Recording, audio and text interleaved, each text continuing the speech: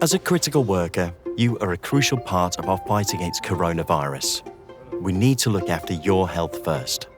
If you're self-isolating because you or a member of your household has symptoms, we've made your coronavirus test a priority so that you know what to do to take care of yourself.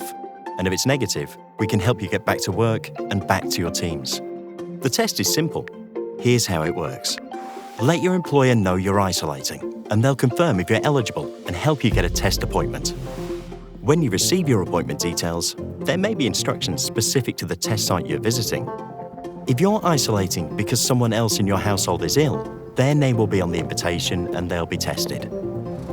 When you arrive at your test location, there'll be clear signs telling you where to go and what to do. There will be a few checks along the way, like a check of your appointment email. When it's your turn, you'll drive up to the testing area where a tester will come to your car window and take a swab from the inside of your mouth and nose. Or at some sites, they'll give you a simple kit and instructions on how to do the test yourself. The swab is sent for testing, and that's it. You'll receive results by text message within 48 hours.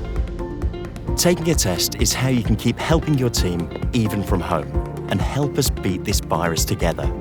So, on behalf of everyone, thank you for everything.